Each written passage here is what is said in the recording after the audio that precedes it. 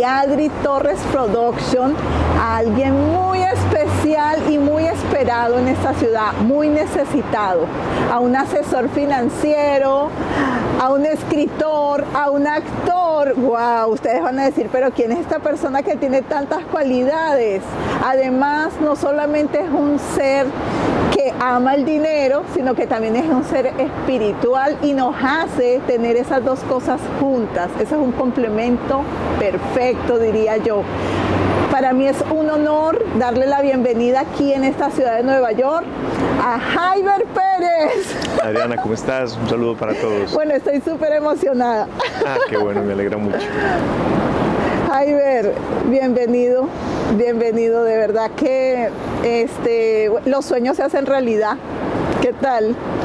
No, qué rico y gracias por la invitación y qué rico estar acá con ustedes. Sí, yo sé que todos van a estar muy emocionados. Sé que New York te necesita con tu sabiduría. Cuando digo ese complemento entre espiritualidad y entre las finanzas y todo esto que va de la mano. Hace pocos días yo vi un post tuyo y te coloqué un comentario que dije que inteligente, pero humano, espiritual, o sea, y te coloqué esa admiración y sé que muchas personas ven lo mismo en ti. Entonces para mí es un honor tenerte aquí con nosotros y saber un poquito más de este Jaiber, que no es solamente porque como todo ser humano y con el éxito que has tenido y con este conocimiento que nos das, yo sé que también tienes una historia que contarnos, una historia de quién es ese Jaiber, no el financista, no el empresario que sé que has cautivado con tu trader y con tu empresa y hasta con todo lo que haces, pero también quisiéramos saber un poquito de ti antes de pasar a este plano sobre ti. ¿Quién es Jaiber? ¿Quién es ese Jaiber? ¿En qué ciudad naciste? Un poquito de tu historia, de quién era ese Jaiber antes de convertirte en el ser humano que ahora eres. Claro que sí, por ahí hay un refrán en Antioquia, que es de donde soy, que dice que hay que levantar la enjalma para ver las peladuras, que uno muchas veces ve el caballo muy bonito, pero hay que quitarle la silla para ver realmente lo que hay detrás. Y yo creo que todo ser humano que se construye a sí mismo tiene historia, y esa historia a veces tiene mucho dolor, a veces tiene mucha tristeza, a veces tiene mucho aprendizaje. Entonces, sí, digamos que soy de cuna humilde, soy de un pueblo llamado Carmen de Viboral en Antioquia y siempre como muy inquieto con asuntos financieros, siempre como muy inquieto con aprender más y más, sí, con cosas así. En ese orden de ideas, por allá en el año 2004, empecé a estudiar mercados de capital. Me apasionó mucho el asunto de ver que uno con un gráfico puede ganarse la vida, uno anticipando el valor del precio del petróleo, del oro o del euro, poder ganarse la vida. Y yo, wow, yo quiero hacer esto. Ya era ingeniero electricista para esa época, entonces ya estaba trabajando, haciendo diseños eléctricos, planos y todo ese cuento y algunos montajes eléctricos, pero cuando yo descubrí esos mercados me apasionó, o sea, me fui de frente con ellos y digamos que irresponsablemente comencé a dedicarme más a los mercados que a la misma ingeniería eléctrica. Eso fue lo que me ocurrió realmente. Pero la mayoría de la gente que tiene este acercamiento a los mercados de capital, al Forex, a los commodities, a la bolsa de valores, a ese tipo de mercados especulativos, el 95% de la gente pierde. O sea, es un alto porcentaje y yo era parte de ese 95%, como todos. Obviamente no he tenido una historia rara ahí, quemé todas las cuentas del mundo, lo que llaman un margin call, que me llamaban a margen, perdí el dinero seguido. Pero descubrí una cosa, y es que la mayoría de la gente, cuando le empieza a ir mal en algo, empieza a hablar mal de ese algo y no se va a buscar más allá qué es lo que está pasando. Entonces mucha gente abren una cuenta con $1,000 o $2,000, los pierden y ya se quedan hablando mal del mercado. El mercado es una trampa, el mercado nos tumbó o nos estafó, cosas por el estilo. Y yo decía, no, si yo hubiera hecho exactamente todo lo contrario a lo que hice, hubiera ganado. Esa es mi forma de pensar. Si yo en vez de haber comprado oro hubiera vendido oro, hubiera ganado. Si yo empecé el mundo de los hubiera, si hubiera hecho lo contrario. Entonces, ¿qué es lo que está pasando por mi mente que me tiene haciendo un montón de errores, tomando las decisiones equivocadas en este mercado? ¿Qué es? Bueno, y ahí empezó el asunto de trabajar un poquito más en mi interior. La mayoría de la gente también, cuando ya siguen insistiendo en hacer otro seminario más, otro curso más, una estrategia nueva, aprender un indicador nuevo, un oscilador, yo dije, no, esto es un asunto mío. Yo soy el que no quiero, por alguna razón. Porque a mí con la parte de la ingeniería eléctrica no me iba tan bien, o sea, me iba normal, como cualquier persona, me ganaba lo que necesitaba para vivir. En el mercado de capitales perdí todo, o sea, perdía todo. Y yo, entonces aquí está pasando algo. Y fue ahí donde empecé a trabajar el asunto de que está conmigo. Y descubrí por ahí una psicóloga toda loca que conocí en un canal de televisión y empecé a ir donde ella, y ella una vez en una regresión se dio cuenta de algo que yo tenía por ahí adentro con el dinero, y era que yo sentía que el dinero era muy malo. Muy mal, o sea, yo tenía una historia con mi padre de un jefe que lo despidió del trabajo injustamente, y eso fueron como 10 o 12 años perdidos de trabajo de mi padre, y entonces injustamente fue despedido y yo quedé con ese guión: los ricos son malos, los ricos son malos, miren los ricos lo que hacen, y quedé con eso guardado ahí, pero yo no sabía. En esa hipnosis fue que lo vi. Es más, ni siquiera en la hipnosis lo vi, en la grabación. Ella después me dijo, cuando yo te hablé de dinero, tú te pusiste mal y dijiste una grosería. Y yo no puedo creer eso. Cuando me pone eso, esa grosería sonaba saboreada, divina. Y yo, no, esa es mi voz. Resulta que yo pensaba eso. Entonces empezamos a trabajar el asunto de una forma muy bonita, con un asunto que es como reconciliarse con el niño interior. El niño interior, después descubrí que era el inconsciente. La parte inconsciente nuestra es nuestro niño, y ese es el que gasta el dinero, ese es el que toma las decisiones, ese es el que se antoja, ese es el que gasta por encima de sus ganancias. Y yo, wow, ese niño es el que tenemos que volver a reconsiderar. Y comencé a hacer un trabajo interior muy bonito que se llama la teoría del guión mental. Eso básicamente fue a lo que me dediqué. Luego estudié programación neurolingüística, pero lo curioso del caso, Adriana, es que con la teoría del guión mental, ya 2 añitos después, en el 2006, yo estaba operando en el mercado, ya un poquito más recuperado, más saludable, y tenía, o sea, para hacerte un caso, $2,000 a mí me duraba una semana en el mercado. O sea, yo empezaba una cuenta con 2,000 y a la semana ya lo había perdido todo. En ese momento tenía $1,280 en mi cuenta, cuando empecé a trabajar el tema del guión. Y en un mes lo convertí en $189,000. O sea, subí de 1.280 a 189,000, y precisamente aquí en la ciudad de Nueva York me dieron un premio por ser el mejor trader del mundo. Para el broker que queda aquí en Nueva York, que se llama Forex Capital Markets, me dieron un premio como el mejor trader del mundo. El que más dinero hizo en ese mes. Fue una ganancia como el 15,000%, una cosa así loca. Entonces, bueno, me dieron más dinero, como $4,500 de regalo por haber ganado el premio, pero no son los dólares, sino el reconocimiento. Obviamente eso fue en el 2005, finales, principios del 2006. No había Facebook, no había Instagram, no había TikTok, no había Google. Eso salió por allá en Yahoo News, creo, y en UOL, que eran como las páginas de moda de esa época. Hemos dicho, de eso no se dio cuenta nadie. Pero en Colombia algunas personas se dieron cuenta y me empezaron a llamar de noticieros, de magazines, de canales de televisión, a que les hablara de economía, a que les hablara del precio del petróleo, qué opinaba del dólar. O sea, me volví como de peso para la gente, para los periodistas. Y yo, pero yo soy electricista. No, ahora la gente te cree. Y empecé a conectarme con ellos y comencé a salir en televisión en el 2006.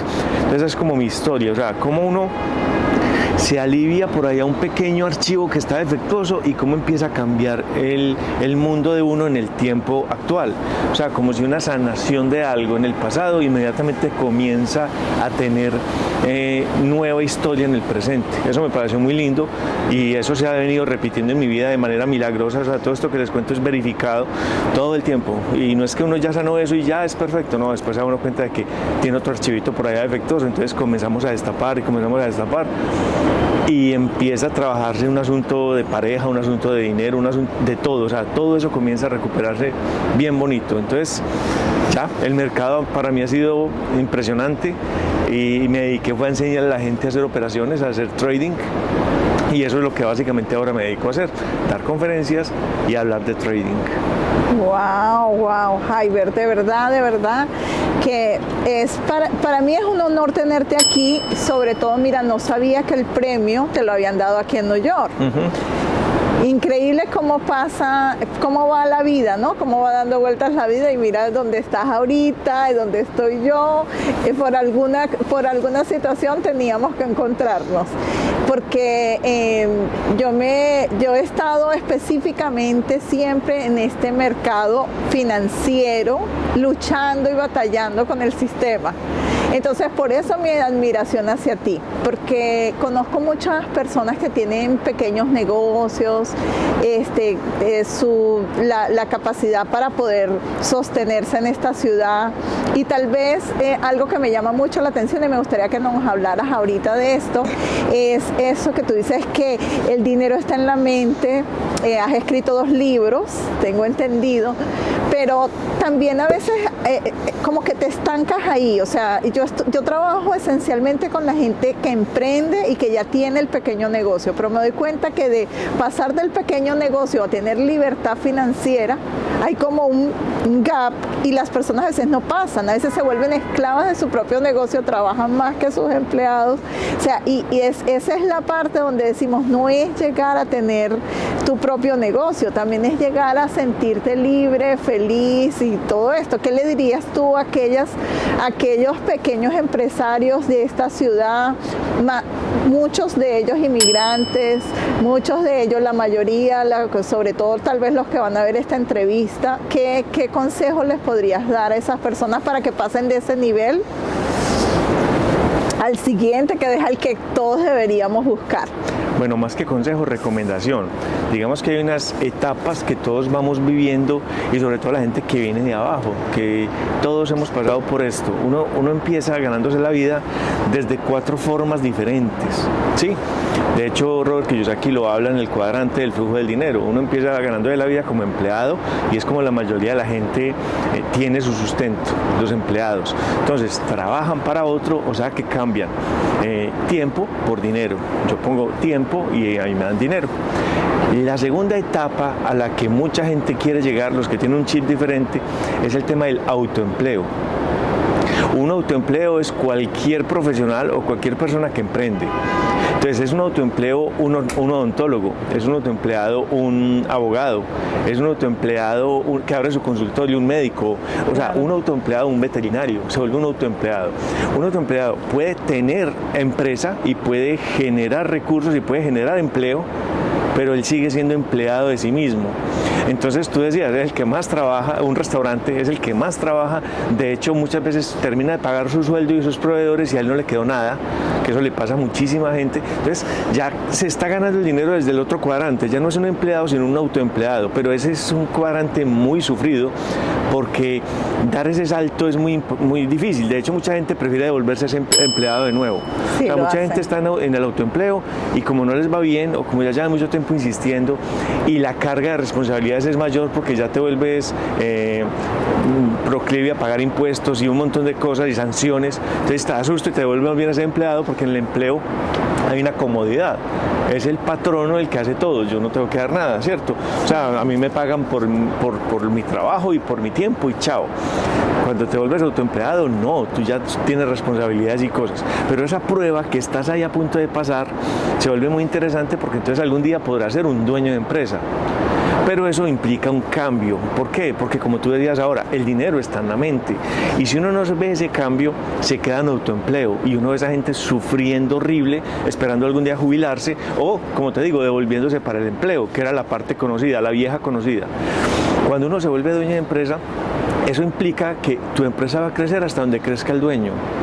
O sea, una empresa crece hasta donde crecen los dueños. Si el dueño no crece, y cuando hablo de crecimiento mental, si él no empieza a ver el dinero como un soldado que me genera más dinero, que me trae más dinero, sino que simplemente ve el dinero para pagar aquí, para pagar acá, y simplemente se le desvanece de las manos, si no tiene un plan de acción, si no quiere el dinero, que eso le pasa a mucha gente, no lo quieren conscientemente, conscientemente todo el mundo quiere tenerlo, pero inconscientemente lo botan. Entonces, ¿qué va a pasar? se quedan ahí y ahí se les va la vida. Cuando uno se vuelve dueño de empresa, entonces comienza a crecer mentalmente, empiezo a entender cómo funciona el dinero y soy capaz de volverme la cuarta etapa, que es el inversionista. El inversionista que simplemente pone dinero y decide un dividendo y ya, entonces no tiene que estarse matando en un negocio, no tiene que estar haciendo absolutamente nada porque el dinero simplemente trabaja para él. Esa persona entendió todo. Sí, entonces digamos que uno tiene esas 4 etapas. El empleado, el autoempleado es muy dura de dar, sobre todo porque el autoempleo es muy difícil, y del empleado, autoempleado volverse dueño de empresa ya es una etapa muy superior y esa empresa va a crecer hasta donde crezca el dueño. Entonces todo es un asunto de hasta qué punto yo soy capaz de romper el esquema en el que estoy. A ver, uno puede decir, todo el mundo trabaja por dinero, uno ve a todo el mundo corriendo para arriba y para abajo, y ¿qué están haciendo? Básicamente dinero, trabajando para otro, llevando el domicilio para que me paguen, o sea, todo el mundo está matando por el dinero. El asunto es, ¿qué haces con ese dinero que te ganas? O sea, ¿estás ahorrando? ¿Tienes un plan? ¿O simplemente es el dinero con el que estás pagando la renta y con el que pagas todo para sostenerte y no más? O muchas veces gasto más de lo que gano, entonces no, es que dependo del banco porque el banco me presta, porque me financia, Entonces, ¿cuál es tu plan?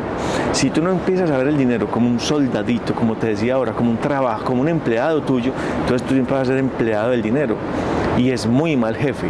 O sea, ser empleado el dinero es un pésimo jefe. Es un buen soldado, pero es un mal jefe. Entonces, ¿de qué parte quiero estar siempre? Y eso obedece a una cosa muy importante que le pasa al ser humano, que se llama la gratificación inmediata. Y es que la gente quiere todo ya, en el tiempo ya, todos queremos ya. Y no sabemos que hay un precio que pagar, que es la disciplina. Y esa parte es la parte mental que tenemos que dominar, el tema emocional. Entonces, de los gaps más importantes que tenemos que empezar a romper en nuestra mente es la parte emocional. Y el dinero genera mucha emoción, tanto cuando falta como cuando se tiene. O sea, historias de gente que ha ganado cantidades de dinero y que hoy están quebrados son tantas como historias de gente que está quebrada simplemente, que siempre han sido pobres. Entonces, la historia de gente que ha tenido el dinero, pero que lo despilfarran, lo botan, hoy están peor que antes, es así. Entonces, el asunto no es cuánto dinero tienes, el asunto es cómo piensas frente al dinero. Pero, no, es que a mí me encanta, es que yo trabajo por él, es que yo lo amo. Sí, eso lo estás diciendo aquí, de boca para afuera, pero realmente cómo son tus hábitos de ahorro, cómo son tus hábitos de consumo, qué haces con el dinero que ganas. Y realmente, entendamos un poquito más allá, porque mira que yo estaba trabajando con dinero hace años y era ingeniero electricista, o sea, ya había sacado una carrera y yo odiaba el dinero, odiaba a los ricos, así de sencillo, pero yo no sabía que lo odiaba, me di cuenta porque me lo sacaron por allá de las entrañas. Entonces, realmente, ¿no será que por allá tienes un guioncito religioso que te dijeron por allá que en esta casa somos pobres pero honrados? O sea, intrínsecamente te están diciendo que ser rico es ser ladrón y ser pobre es ser honrado, y eso lo tienes para tan metido, tan arraigado, que cuando tienes dinero lo botas porque eso es ser ladrón. Entonces prefieres despilfarrar porque tener dinero es malo. O te han dicho de pronto que pasa más fácil un camello por el ojo de una aguja que un rico al reino de los cielos, y para lo tenés guardadito desde que tenías 3 años, que lo viste en misa y te lo repitieron varias veces.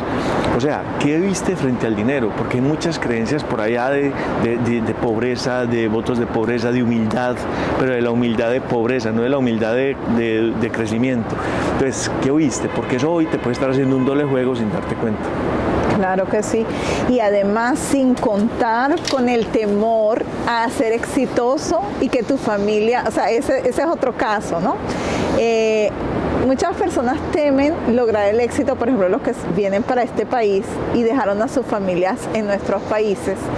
Entonces sienten como aquella necesidad de no tener suficiente, viven con escasos recursos, muchas veces enviando el dinero, pero yo diría que muchas veces no es porque tanto la familia que está en nuestros países necesite ese dinero, es como aquella lealtad a que yo no puedo pasar a otro nivel porque como que me van a ver diferente. O sea, ¿qué opinión tienes al respecto de eso? Aquellas personas que ocultan su brillo, que no quieren, que le tienen como miedo al éxito. Bueno, ahí se pueden juntar 2 factores en psicología que se han estudiado mucho. Uno es el complejo de Jonás. El complejo de Jonás, no sé si se acuerdan que el personaje Jonás fue un personaje bíblico que tenía un mensaje que dar, pero no lo daba, entonces una ballena se lo tragó. ¿cierto? Y después Yo lo no botó la sabía, ballena. pero Pues, bueno. el complejo de Jonás es el miedo a tu propia grandeza. Entonces mucha gente es que tiene miedo a su grandeza, a brillar, entonces se opacan, se apagan, se hacen los locos, ¿sí? Hay otro que es el perfil del dinero, que yo toco en el libro El dinero está en la mente, que es el protector. Te voy a explicar el protector, porque cuando me lo mencionaste así por la historia que me contaste, que aquí te toca vivirla, a mí no en Colombia, pero a mí a uno no le toca vivir casi nadie que esté migrando a Medellín y que esté mandándole dinero a alguien en ninguna parte, porque precisamente esa gente está acá. Pero digamos que esa historia que me contaste, voy a llevarla a mi entorno. Una familia muy numerosa del campo, y al hijo mayor le ven dotes que les va muy bien en el colegio, dotes académicas. Entonces, casi toda la familia aguanta hambre para mandar a ese hijo a estudiar a la gran ciudad, que puede ser Medellín o Bogotá, o puede ser cualquier ciudad, Quito, o puede ser Nueva York. Entonces le pagan el estudio para que se vaya. Esa persona crece inconscientemente con una deuda espiritual, con una deuda familiar, con una deuda de lealtad a su familia. ¿Por qué? Porque es que toda esta gente se quedó cuidando vacas en la finca para yo poder estar aquí dándome la gran vida en la gran ciudad, estudiando a costillas de ellos. Esa persona a veces se reduce todo a esto, que comienza a generar en su mente un complejo, y es: yo tengo que pagarle a esa gente todo lo que hizo por mí. Entonces toda su vida generalmente ni se casan, o no tienen hijos, se casan con alguien que está en las mismas y no tienen hijos, y se dedican a pagarle el estudio a los sobrinos, a pagarle la casa a los hermanos, a pagarle todo a los papás, a hacer un montón de cosas porque se vuelven exitosos, porque obviamente dieron un paso educacional que les les permite ganar más, profesionalmente hablando. Y se forma un protector, una persona que se dedica a ser un mecenas de todo el mundo. ¿Cuál es el tema con esto, Adriana? Y eso vamos a traducirlo a alguien que venga de Nicaragua o de Panamá o de Colombia y se venga para Nueva York y comiencen a generar, o de México, y comiencen aquí, montan su restaurante o montan su emprendimiento y comienzan a mandar remesas, simplemente. A eso hay que verlo con letra menuda. Puede ser una persona que está aquí solo y su esposo o su esposa se quedó allá, entonces obviamente lo que quiero es mandarle para que se venga para acá conmigo, y eso está perfecto. Pero ahora es el tema de: no, yo que tengo que mandarle 200 a este, 150 a este, 500 a este, 1000 a este, porque es que allá pagan el estudio, porque ahí es muy delicado por algo, y es algo en lo que hay que tener en cuenta. Yo le pregunto mucho a la gente: vení, vos qué harías si te ganaras el baloto. No sé, esos son 300 millones de dólares. ¿Qué pasaría si te ganaras? ¿Qué harías? Cuando la gente me contesta: yo le compraría casa a toda mi familia y le pagaría la deuda a toda mi familia, los reúno y les digo: ¿usted cuánto debe? Yo le pago sus deudas y tenga su casa. Y eso es lo que mucha gente me ha dicho que hace. Yo inmediatamente le digo: gracias a Dios, nunca te lo vas a ganar. Nunca. ¿Por qué? Porque te estás metiendo en un lío impresionante desde el punto de vista karmático. Es decir, estás llenándote de karmas porque estás viviendo la vida del otro. La otra persona, aparte de eso, cuando uno recibe tanto de alguien, ya no es fácil que yo venga aquí a dar mi máxima exposición de mi alma, a lo que yo venía, a mi propósito de vida. Además, yo me vuelvo acomplejado y yo me vuelvo dependiente del otro.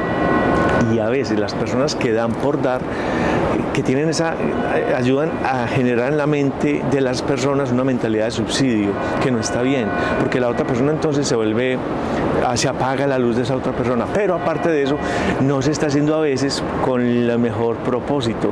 A veces lo hacemos para poner a los demás a depender de mí. Entonces hay un asunto de ego. Entonces revise muy bien eso, desde dónde viene, o sea, desde dónde viene. ¿Eso es amor? ¿O será que ese exceso de amor es como la persona que le echa mucha agua a una planta, que la quema también igual, la daña, la pudre y le pudre las raíces? Porque a veces el exceso de cosas dañan, ¿cierto? Así lo que se crea que le está dando bonito, como el agua, o sea, el exceso de agua, tómate de 10 litros de agua diario y te mueres. Exactamente igual, dicen que el agua es muy buena. No, depende de la cantidad. Y esto creo yo que es algo que nos debe tocar a todos, porque hay que escuchar. Yo digo que a una persona como tú hay que escucharla. A Jaiber hay que escucharlo. Él lo está diciendo, nos lo está diciendo con sabiduría. Y realmente veamos a quién estamos realmente ayudando o a quién estamos perjudicando con lo que estamos haciendo. Creemos que lo estamos haciendo bien y a veces estás dañando un proceso evolutivo de la persona, de otras personas, porque les estás evitando crecer para que dependan de ti, para que te vean que eres para que te tengan respeto, que eres el proveedor. Y realmente creo que por ahí no es. Entonces, queridos amigos, de verdad que increíble, y yo espero que se disfruten esta entrevista como yo me la estoy disfrutando. Jaiber, coméntanos un poquito sobre, o sea, lo que me estás comentando tiene que ver con tus conferencias de redes neuronales. ¿Eso tiene que ver con eso o es un tema aislado? Bueno, con el tiempo uno va empezando a descubrir temas que me van empezando a apasionar, que empiezo a leer o que me comienza a llegar la información, la cosa más loca del mundo. O sea, no sabría cómo decirte qué pasa, pero alguien viene y me cuenta una historia y esa historia me sirve para reforzar esto o esto o esto. En fin, por eso es que uno escribe un libro tan fácil, porque todo lo tiene ahí guardadito de un montón de gente que ha contado o historias que uno leyó en otra parte. De ahí entonces han ido evolucionando ciertos temas, lo que te decía, el guión mental, de la programación que tenemos, en fin, todo eso. Pero por allá descubrí en el 2012 un tema que me impactó y me dejó absorto, o sea, todavía lo estoy estudiando, que es el tema de las redes neuronales. Es decir, cómo funciona el cerebro. Desde la neurona, además que me tocó como muy cerca de la explosión que hubo de la neurociencia. Es decir, del cerebro no se sabía mucho, realmente. Yo creo que los mayores exponentes o los que más estudió el cerebro fueron en las guerras. Hitler supo mucho sobre el cerebro, puso médicos a estudiar el cerebro porque sabía que por ahí había algo. Pues realmente se habían estudiado cerebros muertos, no cerebros vivos. Pero ahora con este tema de la neurociencia y todo este montón de sensorcitos y cosas que hay tan buenas en medicina, pues se logró saber que se puede hacer cosas desde estudiar cerebros vivos. Y la neurociencia ha cambiado muchísimo la forma de vivir la vida ahora. Y yo creo que fui de los que empezó como a leer libros y cosas de esas. Y las redes neuronales me mataron, ¿por qué? Porque ¿qué es una neurona? ¿Cómo se conecta con otras? Y cómo eso forma caminos neuronales y redes, y esa es tu forma de pensar. Entonces, por ahí me metí y empecé a estudiar a varios médicos, al doctor Joe Dispenza, empecé a estudiar a varios neurocientíficos o a médicos que estudian el cerebro como María Alonso Puig. En fin, empecé a estudiar todo ese tema y eso me impactó y ahí empecé a estudiar mucho sobre la neurociencia y las redes neuronales. ¿Por qué? Porque nosotros somos lo que sean nuestras redes neuronales. Entonces tenemos red neuronal para el dinero, red neuronal para la pareja, red neuronal para la salud. Tu mismo cuerpo físico obedece a lo que te digan tus neuronas, a cómo está conectado el conectoma. Descubrí varias cosas, por ejemplo, que nosotros tenemos neurotransmisores y neuroinhibidores y que los neurotransmisores son los que transmiten inteligencia información entre las neuronas, como lo son las endorfinas, la dopamina y todo ese tema, y que tenemos un neuroinhibidor muy potente que es el cortisol, que es la hormona del estrés. Entonces, entre uno más estrés y más se preocupa es más bruto, porque más inhibe la neurona. Entonces empecé a estudiar todo el tema y me apasionó demasiado. Entonces, todo esto que te estoy contando tiene que ver, claro, porque una persona que se vuelve un mecenas o un protector de su familia y empieza a pagarle todo a sus sobrinos, tiene una red neuronal defectuosa desde la niñez. Una persona que gasta más de lo que gana tiene una red neuronal defectuosa desde la emoción. Entonces, ¿cuál es tu red neuronal? ¿Qué es lo que está haciendo? Tu niño interno es una construcción de redes neuronales. Entonces, todo finalmente termina siendo redes neuronales. Tengo una conferencia sobre redes neuronales, que es eso. Entonces, cómo mejorar el cerebro, cómo mejorar la relación conmigo mismo, cómo generar más dopamina, más endorfinas, cómo hacerme más inteligente a través de los hábitos. O sea, muchas claves y yo diría muchos tips que podríamos escuchar en una conferencia tuya aquí en New York, que me encantaría las personas que vean la entrevista, que quieran votar por esos temas. Yo voy a tratar de estar alerta porque sé que necesitamos muchos diferentes temas que traes. Otra cosa que sé que también tienes una empresa entrenas a los traders para las divisas. Háblanos un poquito de eso, como por si alguien también está interesado en este tema, y yo creo que es el momento justo, es el momento de pensar diferente y de cambiar un poquito el chip Y bueno, qué mejor que con el profesional, con el experto. Háblanos un poquito de esa escuela, ¿tienes una escuela, haces un seminario? Cuéntanos cómo es. Bueno, el Club de Divisas nace precisamente de eso, o sea, como profesional me dediqué fue a trabajar con el mercado mundial de divisas. Después le metí materias primas, oro, petróleo y algunos otros commodities, y me apasiona el tema de estudiar los gráficos, de saber qué pasa cuando hay una guerra, qué pasa cuando sube esto, qué pasa cuando, o sea, cuál es la correlación que tienen los mercados, y eso me apasionó.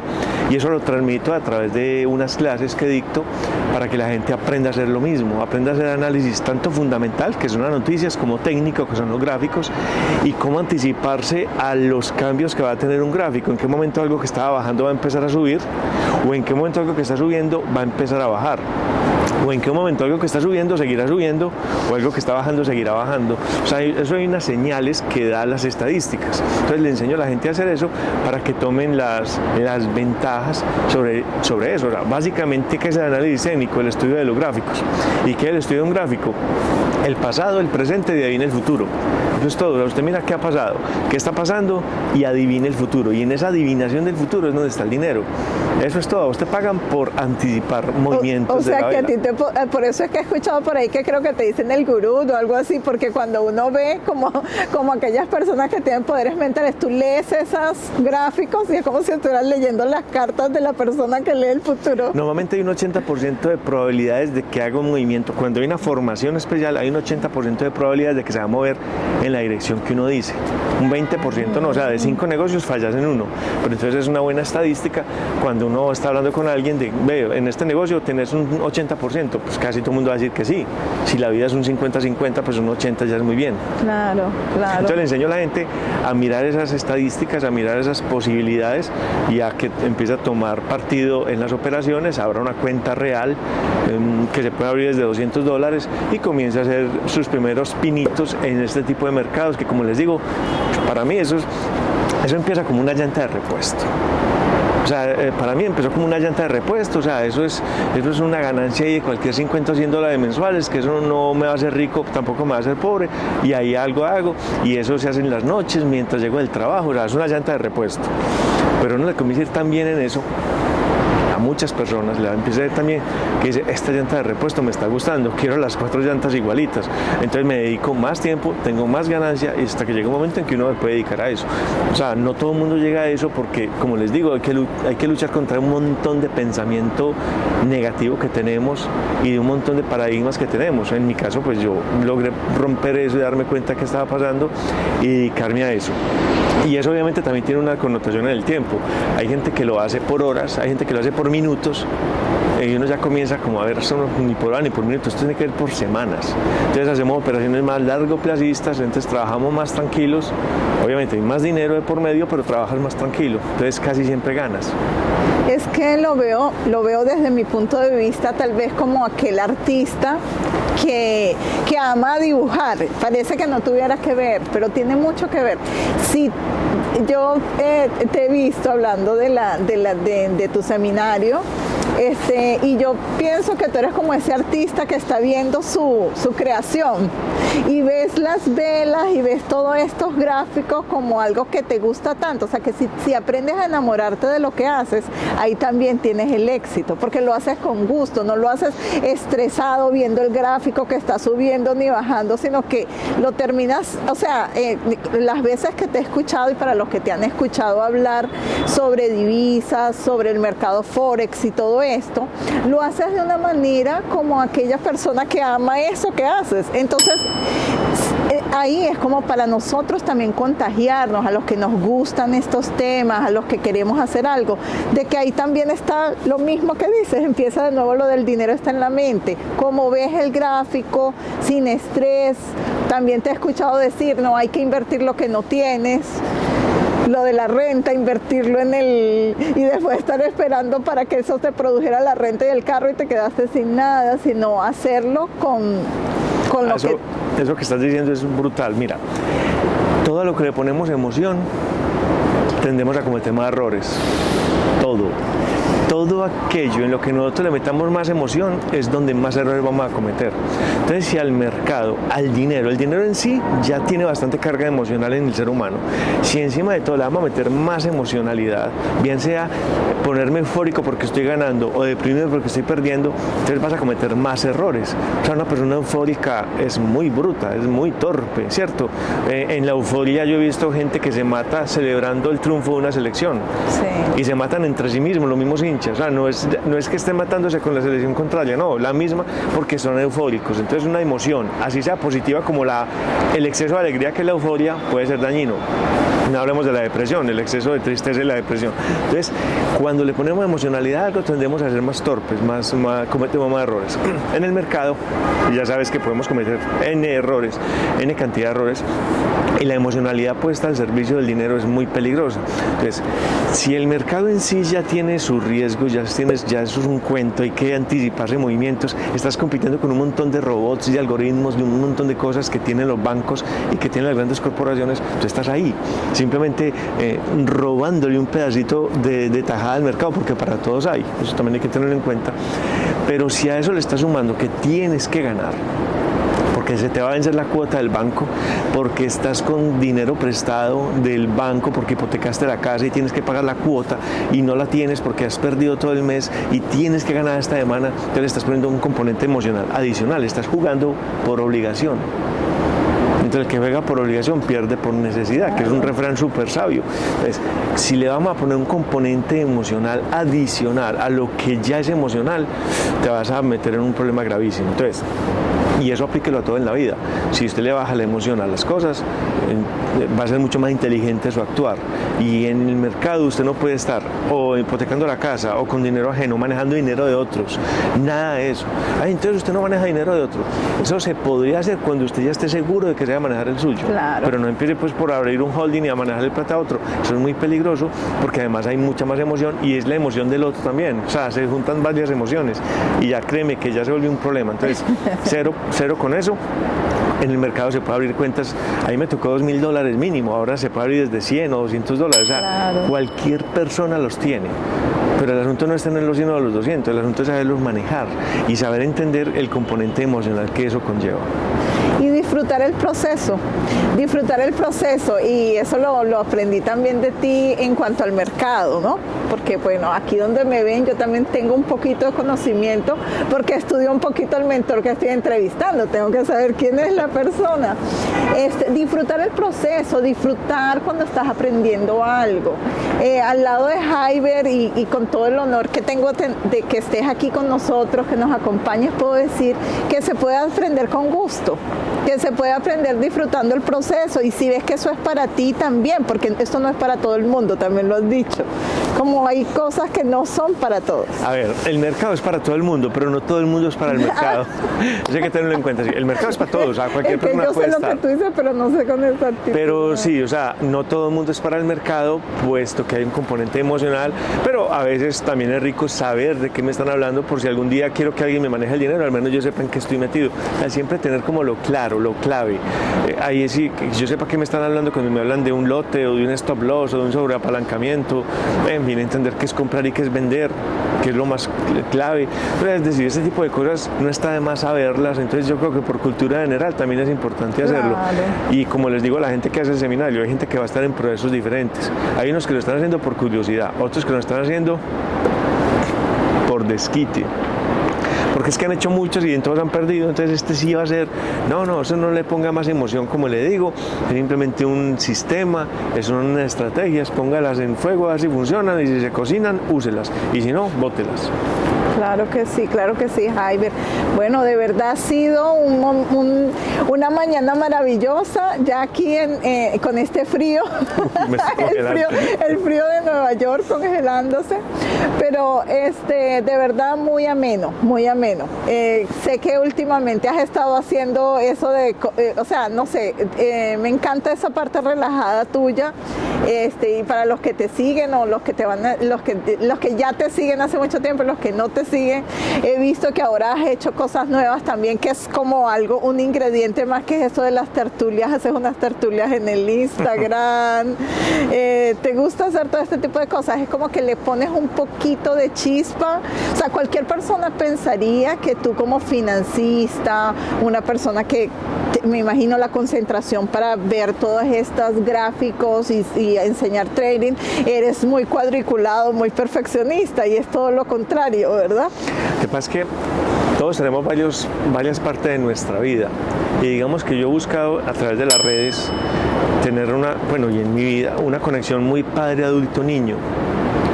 O sea, el padre, la madre y el niño, como una técnica de papá, mamá, hijo. ¿Cómo funciona? El papá es pedagogo, el papá es estricto, el papá busca que la fuente del conocimiento sea verificada, o sea, que si yo estoy poniendo una cosa sobre el cerebro es porque lo dijo alguien reconocido, no es que lo inventó por allá el último gurú de la India, sino que es una persona reconocida, que tiene una connotación académica, y que usted pueda saber qué libro cita esa persona o qué estudio cita esa persona y quién lo hizo. Claro, eso es la rigurosidad del padre, pero también el amor de la madre, o sea, que esté escrito con amor, o sea, que usted sienta que en un escrito le está hablando a la mamá. Eso es muy importante. Y el humor del niño.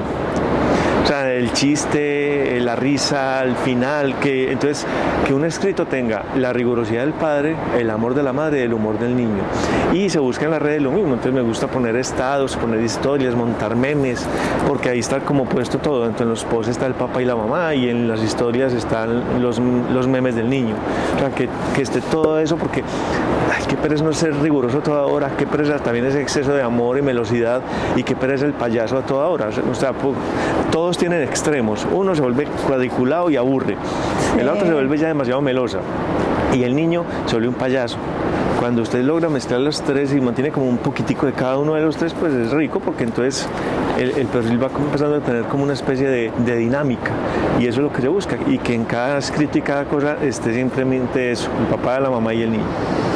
Bueno, hemos tenido esta experiencia maravillosa, y diría yo un complemento total con esta entrevista, con este compartir aquí en esta mañana de Nueva York fría, pero creo que así es todo en la vida, y debemos aprender eso de ti.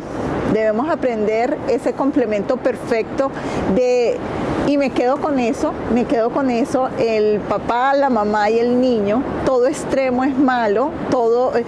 ¿Por qué te nombré esto de que no eres ese ser cuadriculado y todo? Porque cuando uno habla, mira, voy a entrevistar a un asesor financiero, entonces todo parece que es tan estricto y tan perfecto como lo son los gráficos, y resulta de que lo que yo quiero compartir aquí al lado tuyo, y que lo estoy viendo, es que podemos ser ese ser maravilloso que tiene de todo un poquito, que tiene el amor de una madre, que tiene lo estricto de un padre, y que tiene esa parte de niño, esa jovialidad, ese carisma. Entonces, un complemento perfecto. Queridos amigos, para mí ha sido un honor. Gracias, Jaiber, por esta visita aquí en Nueva York. De verdad espero seguirte viendo frecuentemente, que vengas a visitarnos, que vengas a dar un poco más de todo eso que tú sabes, y que sé que hoy en día para ti es un servicio entregarnos esa sabiduría. Sé que en tu seminario das algo que tú es lo que te ha hecho lograr a ti el éxito, y eso es muy bonito, no quedarse con las cosas para uno, lo estás entregando. Sé que si en algún momento viste lo de redes neuronales y te llamó la atención, y es una conferencia que impartes, la haces con mucho amor para entregar eso que tú aprendiste. Entonces, para mí, de verdad es una bendición haberte tenido como invitado aquí en Adri Torres Production, y espero verte muy pronto. Claro que sí, muchas gracias, un saludo para todos, y yo sé que acá nos veremos muy pronto, y ojalá bastantes veces. Claro que sí.